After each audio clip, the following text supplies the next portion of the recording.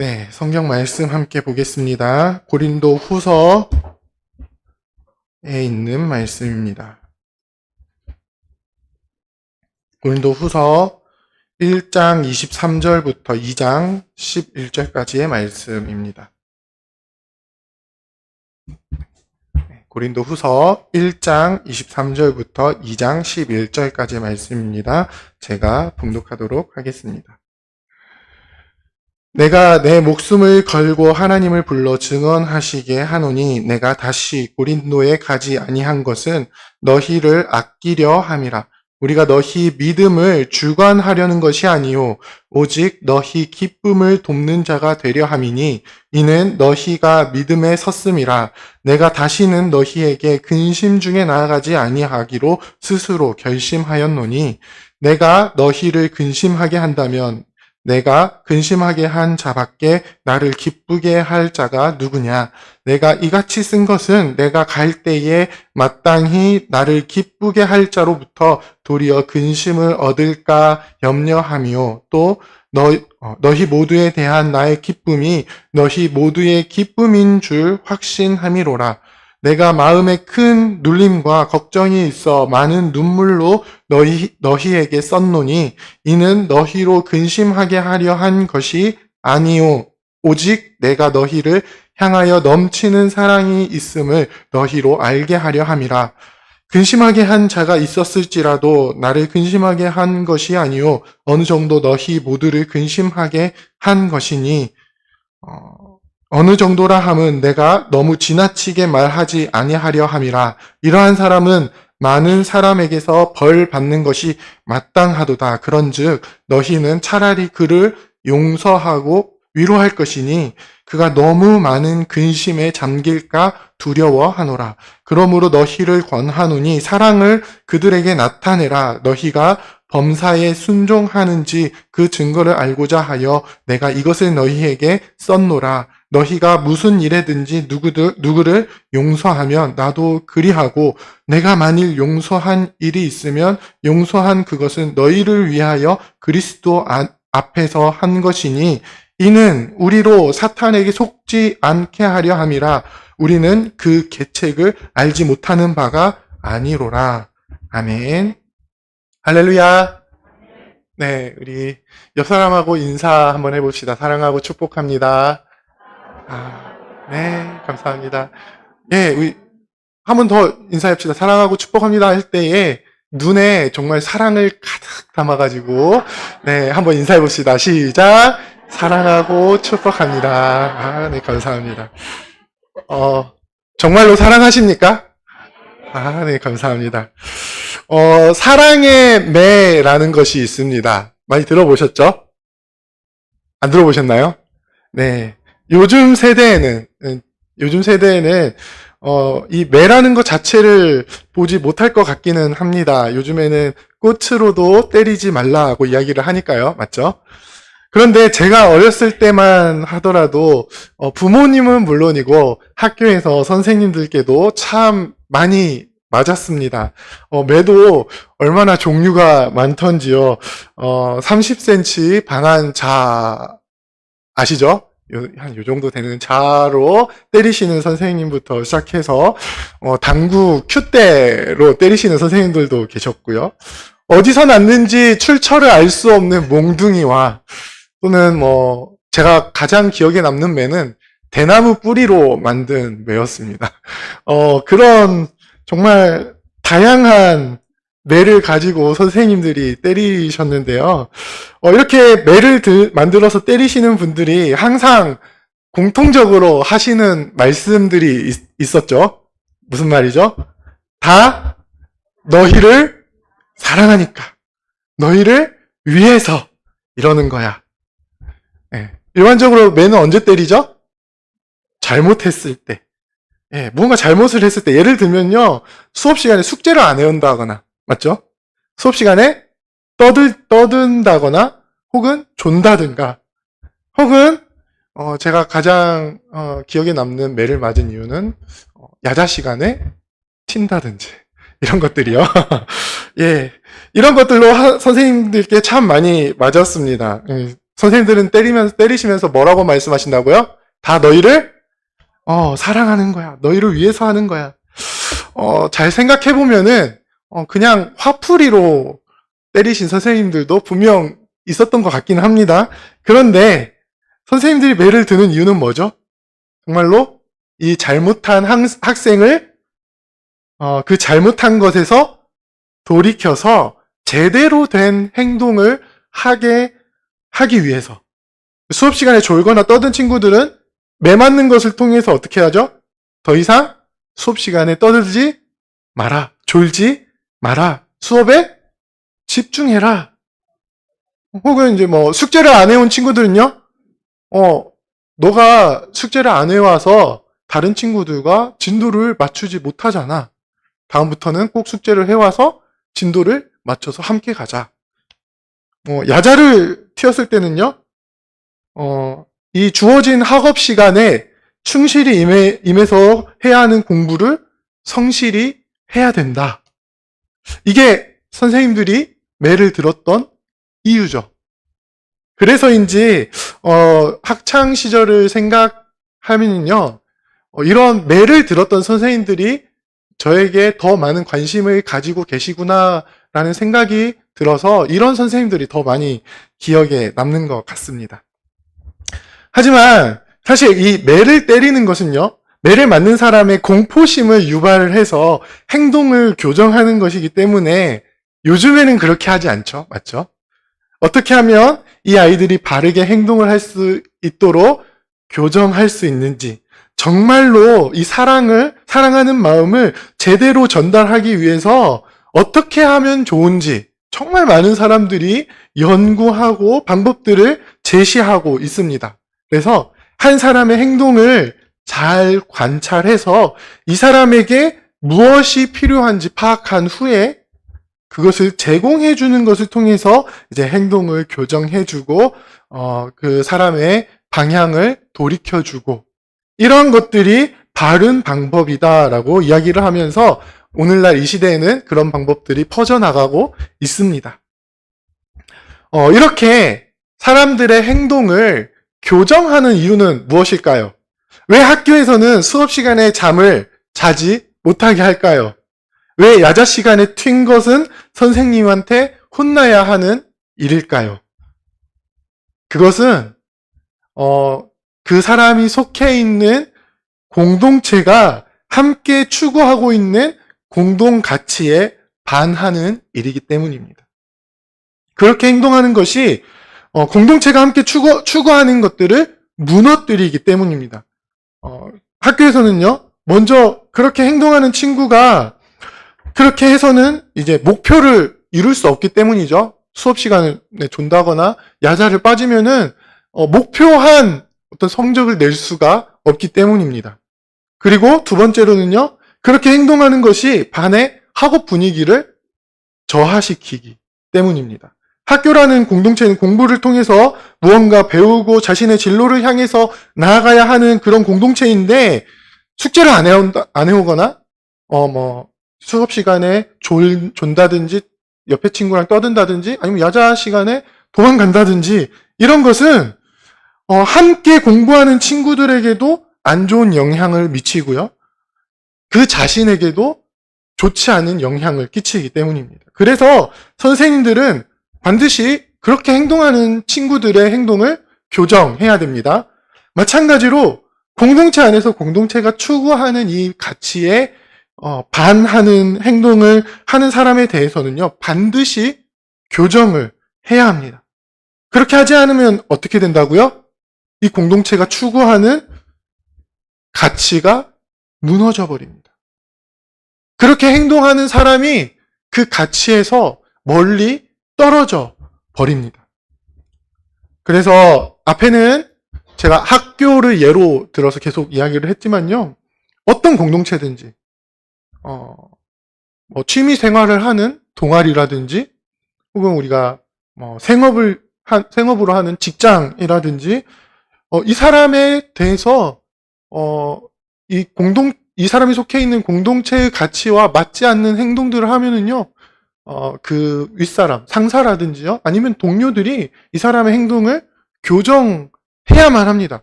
교정이 안 되면 어떻게 되죠? 가장 최후의 수단은 이 공동체로부터 퇴출당하는 것이 바로 아마 가장 강력한 벌이라고 할 수 있습니다. 이것은 고대 사회에서도 마찬가지였는데요. 하나님께서 이스라엘 민족을 출애굽시키시고 율법을 주셨을 때 하나님의 관심은 무엇이었냐면요. 이제 이스라엘이 가나안 땅, 이 약속의 땅에 들어갔을 때 그동안 그들이 살아왔던 애굽 땅, 그리고 앞으로 들어가게 될 가나안 땅, 여기에 사는 민족들과는 전혀 다른 민족으로 살아가기를 원하셨습니다. 그래서 그것을 위해서 하나님께서 율법을 주셨는데요. 율법을 잘 살펴보면요. 하나님의 언약을 받은 민족으로서 이 정체성을 해치는 사람들에게 가장 강력하게 내려지는 하나님의 징벌이 무엇이었냐면요. 바로 이 이스라엘 민족, 약속받은 민족으로부터 끊어지는 것이었습니다. 더 이상 하나님의 백성이 아니게 되는 것이었습니다. 이것은 굉장히 중요한 것이었습니다. 하나님의 언약 백성으로서의 정체성을 유지하느냐, 유지하지 못하느냐, 이것을 좌우하기 때문입니다. 근데 결국 이스라엘의 역사를 살펴보면 어떻죠? 이스라엘 민족에게 이 우상이, 가나안 땅에 우상이 들어왔을 때, 그것을 퇴출하지 못하고, 그것에, 함몰되어서 이스라엘 민족의 정체성이, 무너졌을 때, 하나님께서는 이들을 어떻게 하시죠? 북이스라엘은 아수르에 의해서 멸망당했고요. 남유다는요, 바벨론의 포로로 끌려가게 됩니다. 이 약속의 땅에서 퇴출당한 것입니다. 이렇게 공동체의 정체성을 유지하는 것은요, 매우 중요합니다. 그 공동체가 추구하는 것을 함께 추구해 나가지 못한다면 그 일은 공동체에 굉장히 치명적인 것이 되기 때문입니다. 이것을 발견했을 때 바로 축출하지 못하면요, 나중에는 공동체 전체가 위기에 빠질 수도 있습니다. 고린도 교회에도 이런 사람이 있었죠. 우리가 고린도 전서를 살펴볼 때에 이 고린도 교회가 가지고 있었던 여러 가지 문제들에 대해서 이제 사도 바울이 권면을 해주잖아요. 그런데 그 여러 가지 문제들 중에서 사도 바울이 다른 문제들과는 다르게 어떤 개인적인 문제를 지적한 부분이 있었습니다. 바로 5장에 나오는 음행을 행한 자에 대한 이야기였습니다. 바울의 표현을 빌리자면요, 이방인 중에도 없는 음행을 행하는 자가 교회에 있다라고 이야기를 합니다. 사도 바울은 이 사람에 대해서 굉장히 강력하게 이야기를 합니다. 어떻게 이야기를 하냐면요, 이 악한 사람을 너희 중에서 내쫓으라. 왜 이렇게까지 강력하게 이야기를 합니까? 우리가 고린도전서 5장을 살펴볼 때 나왔던 이유인데요.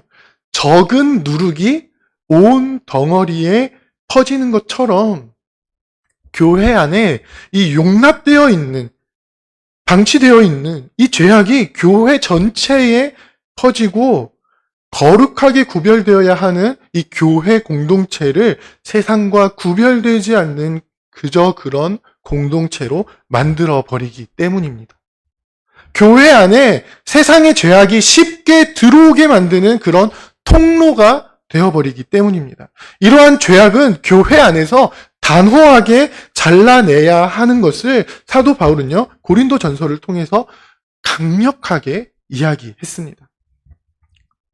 그런데 이제 고린도 후서 이 앞부분을 살필 때도 잠깐 이야기를 드렸지만요, 고린도 교회는요, 고린도 전서라는 편지를 받았을 때 이 사도 바울이 지적하는 대부분의 문제들에 대해서는요, 그 문제가 맞는 것 같아요 하고 받아들이고 그것들을 수정하고 고치고 올바른 방향으로 돌이켰던 것으로 보입니다. 그런데 방금 언급한 이 문제, 교회 안에 음행을 행하는 자에 대한 문제에 대해서는요, 그렇지 못했던 것 같습니다.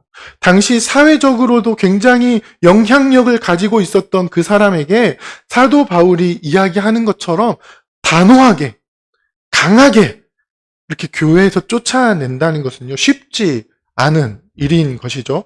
비록 그 사람이 죄는 지었지만 사회적으로도 영향력이 대단하고 그 영향력으로 교회 안에서도 어떤 선한 사업들을 많이 했고 또 도움을 많이 줬던 인물인데 그렇게 쉽게 끊어내고 교회에서 쫓아낼 수 없었던 것입니다.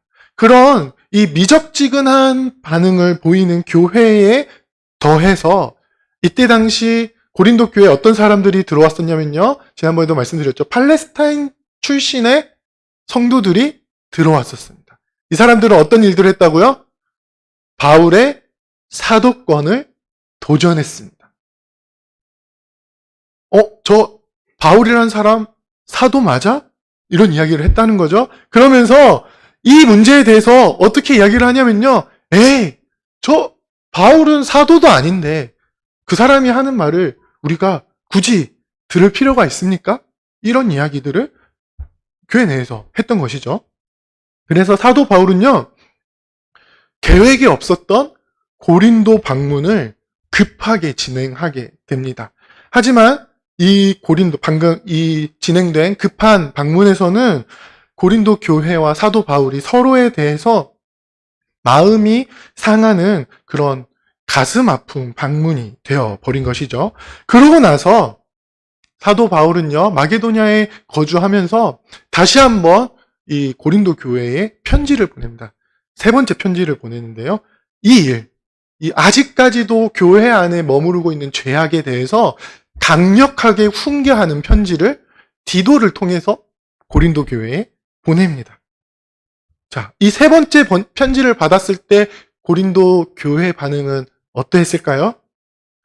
우리가 이제 앞으로 이제 뒤에 살펴보겠지만요. 7장에 가서 보면은요. 디도를 통해서 고린도 교회가 편지를 받은 후에 돌이키고 다시 사도 바울에 대해서 사모함과 애통함을 가지고 있다는 소식을 듣게 됩니다. 사도 바울의 훈계를 받아들였고요.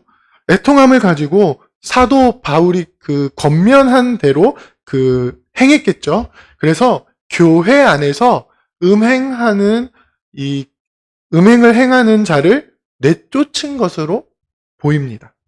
여전히 교회 안에는 이 사도 바울을 대적하는 무리들이 있기는 했지만요. 사도 바울의 권면을 교회가 받아들이고 교회 안에 이 죄악을 끊어내는데 성공한 것입니다. 사도 바울은 이 일을 회상하면서 오늘 본문을 적고 있습니다. 계획과는 다르게 급하게 고린도 도시를 방문하면서 이 교회 안에 있는 대적들과 부딪히고 그로 인해서 이제 가슴 아픈 그 마음을 가지고 고린도를 떠났지만 여전히 고린도 교회를 사랑하는 마음은 한결같습니다.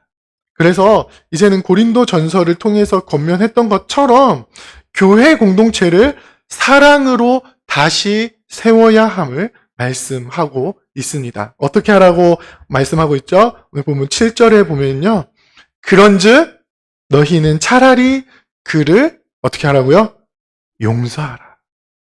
용서하고 위로할 것이니 그가 너무 많은 근심에 잠길까 두려워하노라. 그에게서 회개하고 돌이키는 모습이 보이는 것입니다. 죄악에서 떠나는 모습이 보이는 것입니다. 사회적으로 영향력이 크고 그동안 이 교회 안에서 한 일들이 많이 있으면요. 사실 교회가 징계를 내렸을 때에 그것을 받아들이지 못하는 사람들이 있습니다. 오늘날도 그렇죠. 교회 안에서 잘못을 했을 때 이 징계를 내리는 것을 건징이라고 이야기를 합니다. 많은 신학자들이 교회 안에 건징이 사라지게 된 이유를요, 성도들이 건징을 받아들이지 않고 어떻게 생각한다고 하냐면요, 이 교회 아니면 교회가 없나? 이 교회 떠나면 내가 신앙생활 할 곳이 없나? 나를 받아주는 교회에 가서 신앙생활 하면 되지 하고 교회를 떠나버린다는 것입니다. 그러니까 교회에서는 어떻게 하죠? 요즘 같은 세상에 성도 한 사람이라도 더 많이 교회에 머무르게 해야 하는데 한 사람이 아쉬운 상황인데 비록 죄를 지었더라도 뭐라고 이야기하죠? 사랑으로 그것을 덮어줘야지 하면서 점점 권징이 사라지게 된다는 것이죠. 그런데 오늘 본문에 이 교회 권징을 받은 이 사람, 교회 안에서 음행을 행했던 이 사람은요, 지금 어떻게 하고 있죠? 7절에 보니까 어떻게 하고 있다고요? 너무 많은 근심에 빠져 있다는 것이죠. 그러니까 큰 슬픔에 빠져 있다는 것입니다.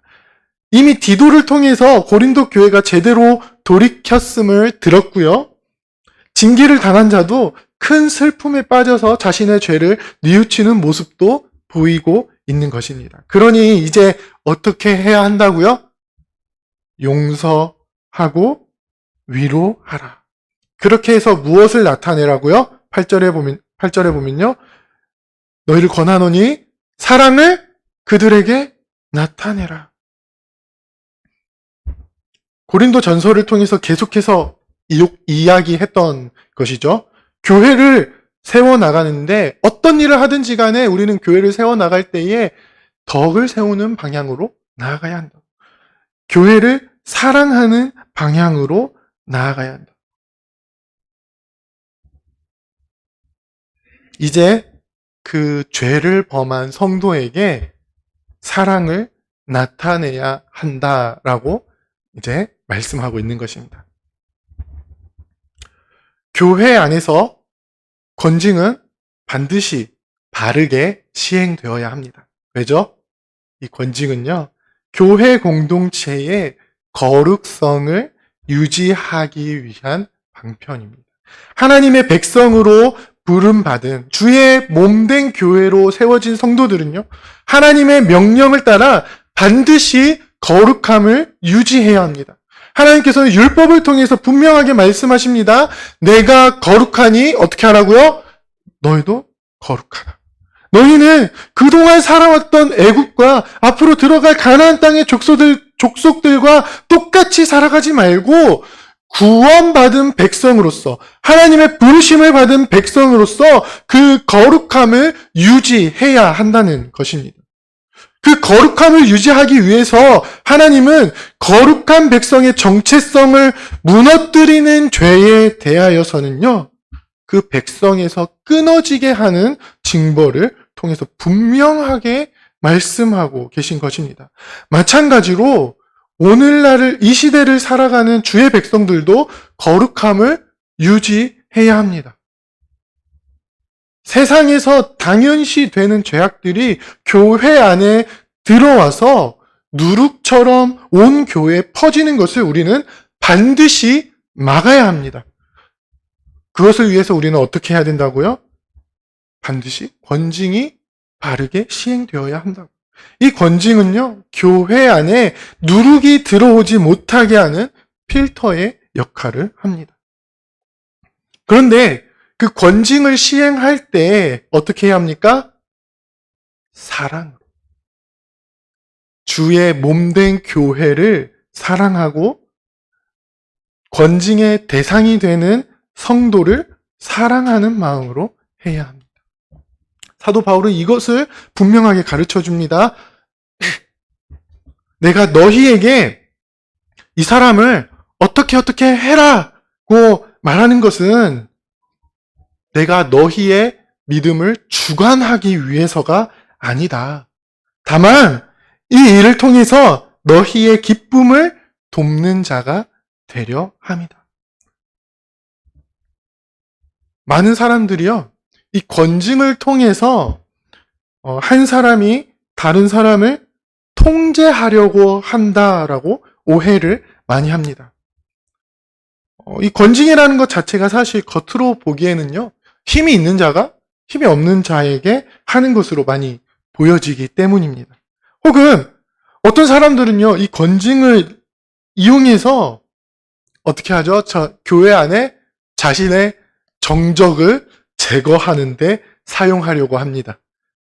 알력 다툼이라고 하죠. 그 일에 권징을 통해서 자신의 세력을 과시하려고 하는 것이죠. 그런데 사도 바울은 지금 어떻다고 이야기를 하죠? 1장 24절에 나오고 있거든요.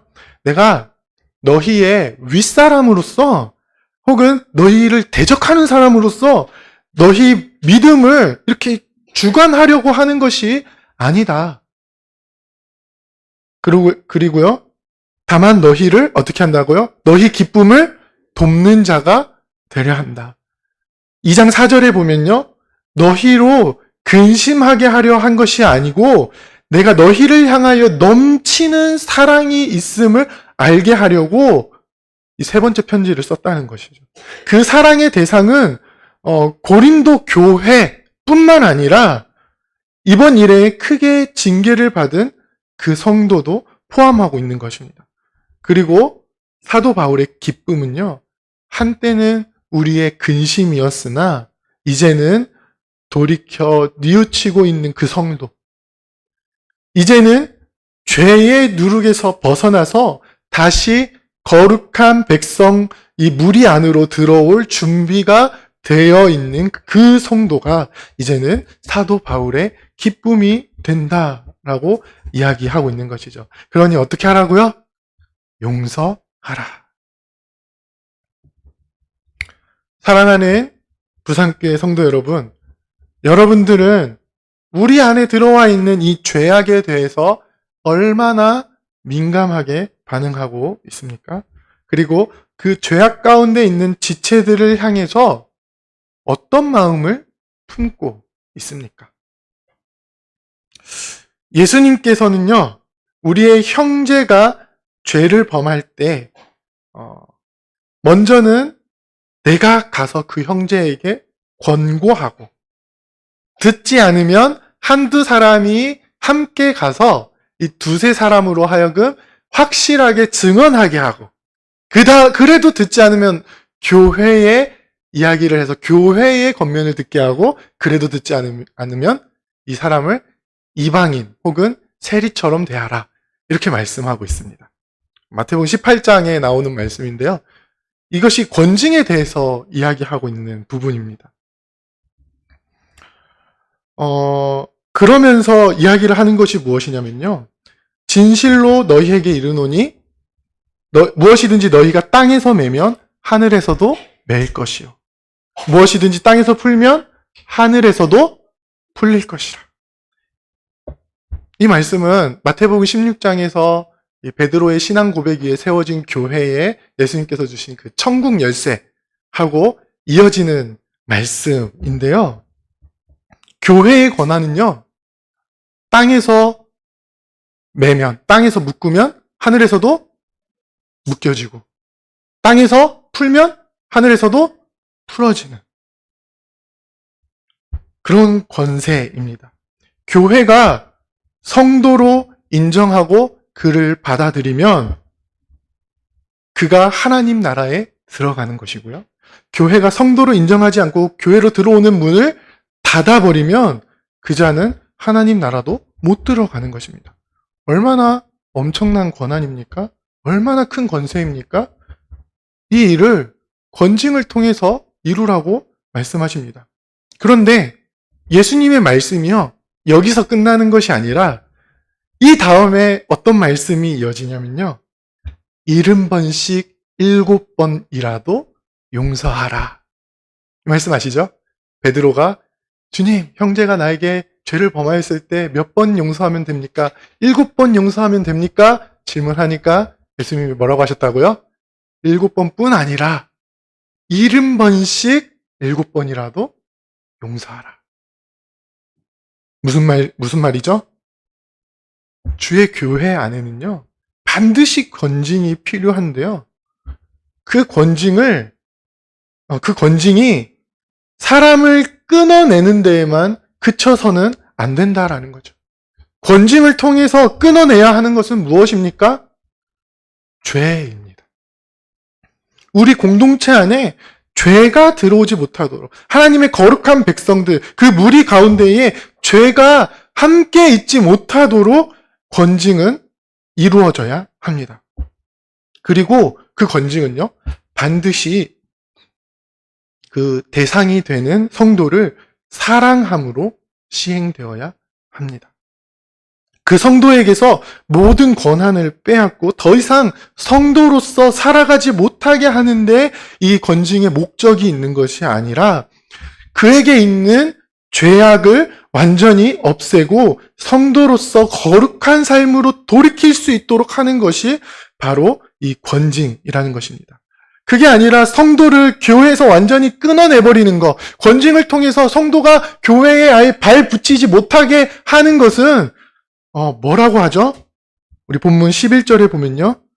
그게 바로 사탄의 계략이다, 계책이다 라고 이야기하는 것입니다.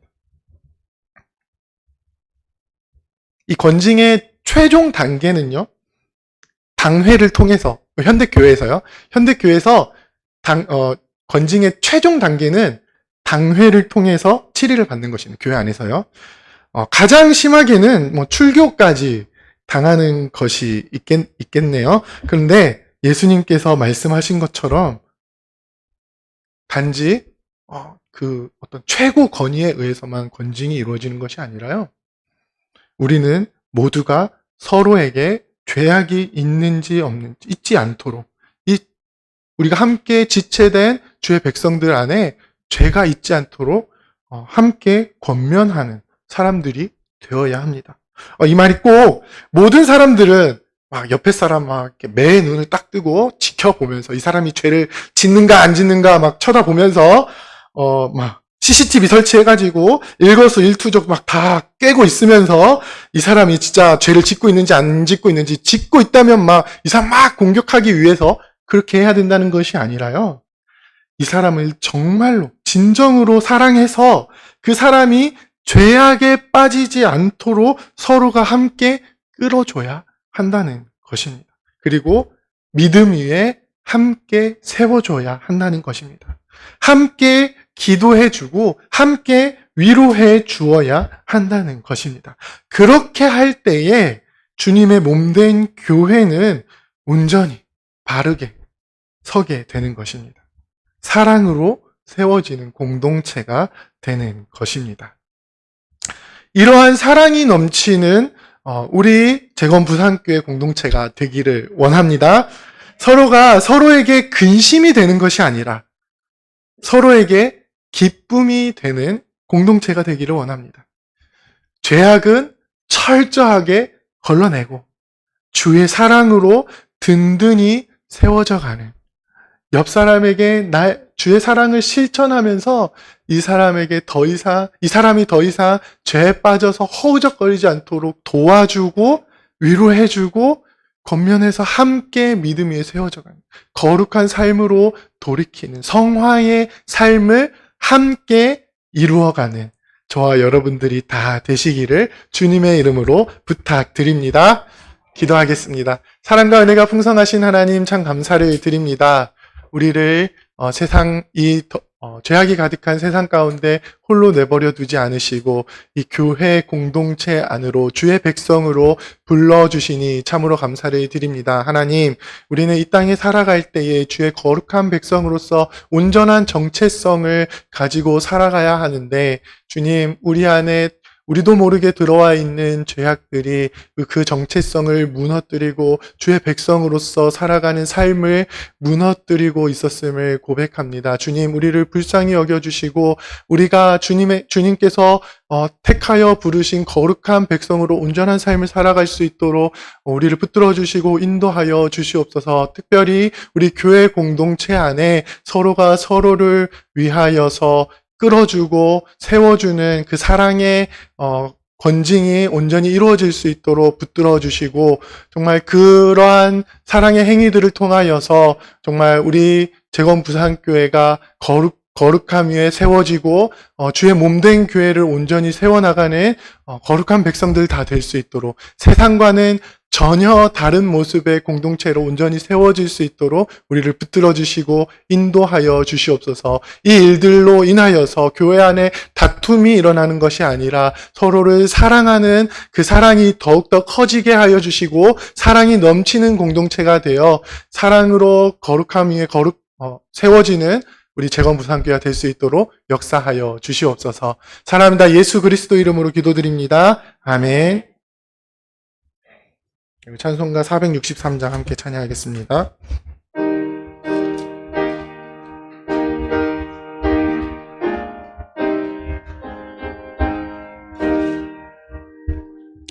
신자 되기 원합니다. 진심으로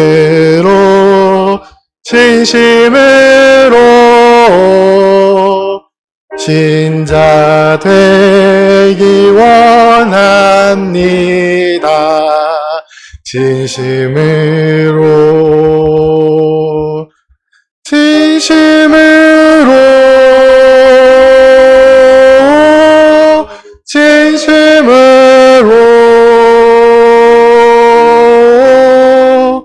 신자 되기 원합니다. 진심으로 사랑하기 원합니다. 진심으로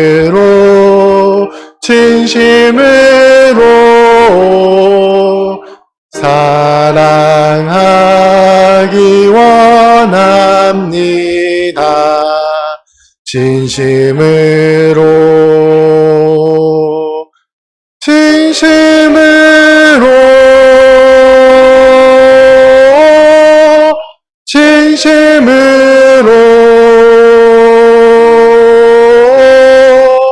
사랑하기 원합니다.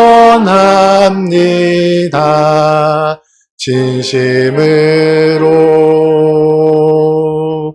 거룩하기 원합니다. 진심으로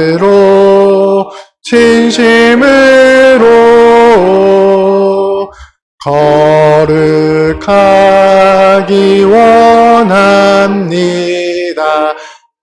진심으로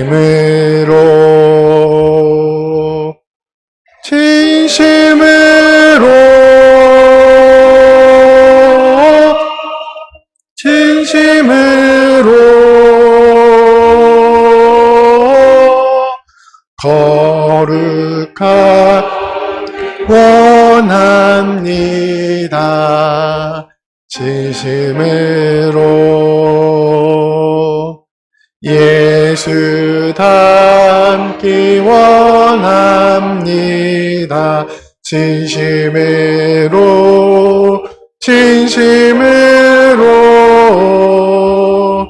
예수 닮기 원합니다. 진심으로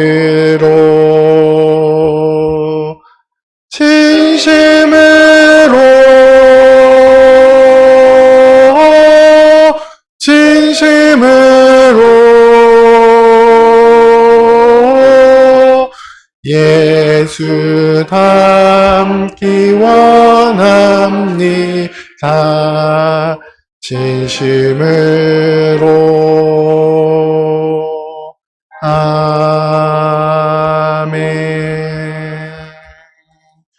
네, 교회 소식 알려드리겠습니다. 정기재직회가 10월 16일 주일에 있습니다. 각 부서는 10월 2일까지 보고서를 제출해 주시면 감사하겠습니다. 학생부 헌신 예배가 9월 25일 오후 찬양 예배 시간에 드립니다. 초청 강사는 스쿨처치 사역을 하시는 나도움 목사님이십니다. 많이 기대해 주시고요. 우리 학생부를 위해서도 계속해서 기도해 주시면 감사하겠습니다. 목요 전도가 돌아오는 주 9월 22일 목요일부터 시작합니다. 우리 초등학생, 중학생, 고등학생 전도에 헌신해 주시면 감사하겠습니다. 우리 다른 소식들은 주보를 참조해 주시면 되겠습니다. 주기도문으로 예배를 마치겠습니다. 하늘에 계신 우리 아버지 이름을 거룩하게 하시며 아버지의 나라가 오게 하시며 아버지의 뜻이 하늘에서와 같이 땅에서도 이루어지게 하소서. 오늘 우리에게 일용할 양식을 주시고 우리가 우리에게 잘못한 사람을 용서하여 준 것 같이 우리 죄를 용서하여 주시고 우리를 시험에 빠지지 않게 하시고 악에서 구하소서. 나라와 권능과 영광이 영원히 아버지의 것입니다. 아멘.